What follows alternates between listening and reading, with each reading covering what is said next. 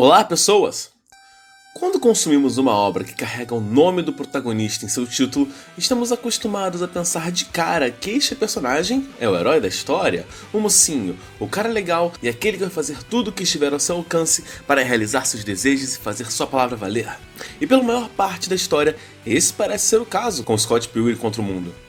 Quando conhecemos Scott, ele está desempregado, dividindo casa com Wallace, com uma bandinha de sucesso amador moderado, namorando uma colegial e sem muita perspectiva de vida. Até que ele conhece a Ramona, e se você está vendo esse vídeo, você já sabe o que rola a partir daí. E conforme acompanhamos a vidinha do Scott, vamos descobrindo o papel que ele desempenha entre seus amigos, sua forma simples de ver o mundo, seus gostos e muito mais. Mas raramente vemos o seu passado com muita clareza, ou sequer o vemos falando sobre as partes verdadeiramente relevantes da sua história. Até que de vez em quando algo acontece e nós podemos visitar suas lembranças e ver como foram suas bandas anteriores, seus relacionamentos, faculdade, etc. Mas tudo bem afinal, até a Ramona zoa que o cérebro do Scott é meio podre e que ele tem problema para lembrar das coisas. E conforme já vimos em alguns episódios dessa série, ficou claro que o Scott tem umas vaciladas graves no seu passado com a Kim e que, poxa, a Envy se vendeu e despedaçou o coração do Scott. Só que parece que ele também não foi muito legal com ela. Mas isso foi antes da história começar, agora o Scott é um cara legal, ele é gente fina. Realmente, o Scott é um cara divertido e legal, uma boa companhia. Mas será que ele realmente é uma pessoa boa? Vamos voltar à explicação que eu dei no início e analisar ela em parte. Quando conhecemos o Scott, ele está desempregado, dividindo casa com Wallace, com uma bandinha de sucesso amador moderado, namorando uma colegial e sem muita perspectiva de vida. Pela história, vemos que o Scott fez faculdade, mas sequer sabemos se ele se formou. Sabemos também que ele já trabalhou em restaurante, mas no momento ele não só está desempregado. Ele não está sequer procurando um emprego, fazendo um curso, estudando, nada. Ele passa os dias ensaiando com a banda, curtindo com os amigos e jogando videogame na casa que ele divide com Wallace. Divide? Porque a maior parte das coisas são do Wallace. Ele que paga o aluguel, ele que empresta dinheiro pro Scott, ele que paga as contas quando saem juntos, ele que paga pelas compras no mercado. O Scott não divide a casa com o Wallace. O Wallace é independente e o Scott que mora com ele. Se bem que a forma certa de descrever esse cenário é que o Scott parasita o Wallace. Nunca vemos o Scott cozinhando, fazendo compras ou limpando a casa. Ou seja, o Scott que vive sugando o Wallace. Ao que tudo indica, o Scott é um músico bem competente, sabe tocar vários instrumentos e manda bem no baixo.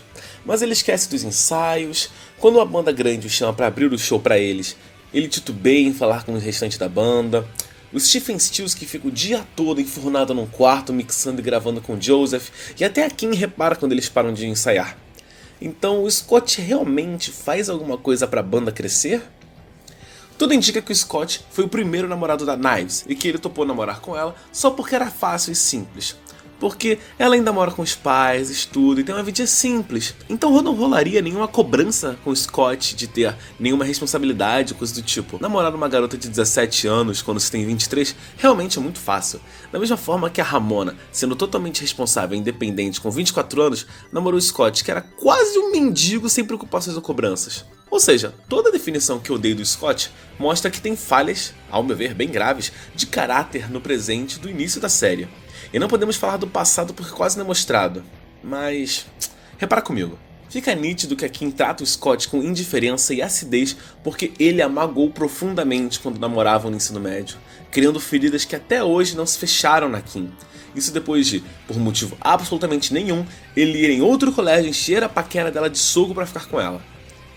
Nunca vemos a tal discussão de ano novo com a Envy, mas vemos que outras pessoas sabem dessa discussão em que o Scott estava bêbado. Seria absurdo presumir que ele se descontrolou ao ponto que todo mundo viu que ele discutiu com a Envy, justificando ela falar que ele também despedaçou o coração dela?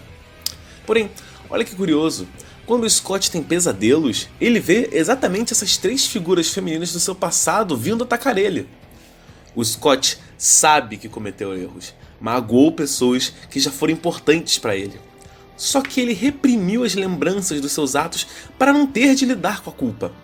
Por isso ele não lembra do que fez. Em vez de encarar seus erros de frente com honra e fibra de um adulto, ele prefere ser um garoto em mais um aspecto da sua vida.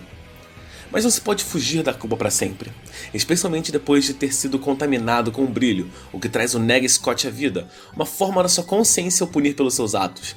E só quando ele para de lutar com sua consciência, que ele para de apanhar e sofrer com ela. Ele recupera suas memórias e aceita o fardo que são os seus erros. A história da HQ Scott Pilgrim contra o Mundo não é sobre um carinha legal tentando conquistar a mocinha derrotando seus ex do mal na porrada. Porque o Scott não é um cara legal. A Ramona não é uma mocinha pra ser salva. E os ex não são tão do mal assim. É uma história sobre relacionamentos, traumas e como todos nós cometemos erros. Nos faz rever como devemos lidar com eles e nos lembra como não devemos jogar eles para baixo do tapete. Porque as feridas que você causou ainda estarão lá. E se você não ajuda a resolver o problema, você se torna mais um. E francamente, você se torna um babaca. E mais que isso, é um lembrete de como nada na vida é simples. Nada é preto e branco. Ninguém pode ser resumido a bom ou mal.